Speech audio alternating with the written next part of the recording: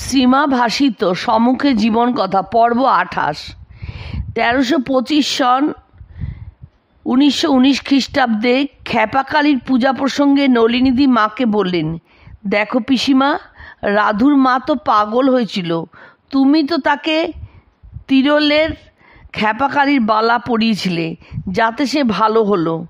আমার মনে হচ্ছে রাধুকেও খ্যাপাকালীর বালা পরালে সে সেরে যাবে। রাধুও পাগলের ছিট পেয়েছে, তা না হলে পিসিমা খাওয়া পড়া সব ঠিক আছে, আর এমন করে সর্বদা শুয়ে থাকতে পারে কখনো? সিসিমা এই কথা বিশ্বাস করিয়া আমাকে বললেন, দেখো নলিনী, ঠিকই বলেছে বড়দা, তুমি কালী তিরলে গিয়ে মা কালীর পুজো দিয়ে বালা নিয়ে এসো। কালীমামার কথা প্রসঙ্গে বড়দা মহারাজকে, দেখো কালী তখন যে সকল কথা বলছিল, আজ তোমার চিঠিতে শরৎকে সব লিখে দাও। কালীর যখন সুমতি হয়েছে তখন মনে হয় আর দেরি করা উচিত নয়। প্রসন্ন এই সময় কলকাতায় আছে, বড়দার অমত হবে না। সব বিষয় বাগড়া দিতে কালীও যখন আপনা থেকে ওটির উত্থাপন করলে তখন বুঝতে হবে ওটি এখন হয়ে যাবে। দেখলে না সেবারে নারায়ণ আয়েঙ্গার সামনে কুয়ো করে দেবে বলে কত সাধ্য সাধনা করলে, তা কিছুতেই ও মত করলে না। ওটি হলে ওদের সকলেই জল খেত, এটি আর মাথায় এলো নি।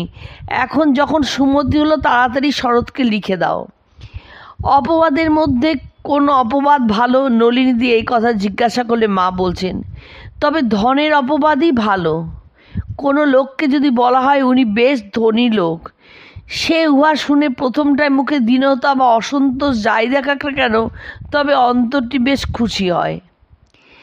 রাধুর অসুস্থতার প্রসঙ্গে শান্তানন্দ স্বামীকে, রাধু একটু দাঁড়াতে পারলে হয়, ঘরেই শৌচাদি করছে, এভাবে আমাকে আর কদিন রাখবেন? ঠাকুর যে কি করবেন জানি না। একবার জনৈক ভক্ত মাকে প্রশ্ন করেন যে মা সবসময় জয়রামবাটি গিয়ে থাকেন, কামার পুকুরে তো যান না, এর কারণ কি? এটা কি মায়ের বাড়ির ধারা? মা তার উত্তরে বলেন, তা নয় বাবা, ঠাকুরের বাড়ি কি ভুলতে পারি? শিবু আমার ভিক্ষে পুত্তুর, তবে ঠাকুর এখন স্থূলদেহ ত্যাগ করেছেন, গেলে বড়ই কষ্টবোধ হয়, তাই যাই না। পাগলি মামির প্রতি অভিশাপ বাক্য উচ্চারণ করে মায়ের আক্ষেপ, ঠাকুর এ কি করলাম, এখন উপায় কি হবে? আমার মুখ দিয়ে কোনোদিন তো আর কারো উপর অভিসম্পাত বাক্য বেরোয়নি, শেষটা তাও হলো, আর কেন? রাধু সন্তান প্রসবজনিত দুর্বলতাবশত উঠে দাঁড়াতে পারে না, এদিকে আফিংয়ের নেশা করে ফেলেছে ও মাকে আফিংয়ের জন্য বিরক্ত করে। মা রাধুর এই আচরণে অসন্তুষ্ট হয়ে বলছেন, রাধি আর কেন, উঠে দাঁড়া না, তোকে নিয়ে আর পারি নে, তোর জন্য আমার ধর্মকর্ম সব গেল, এত খরচপত্র কোথা থেকে জোগাই বলতো?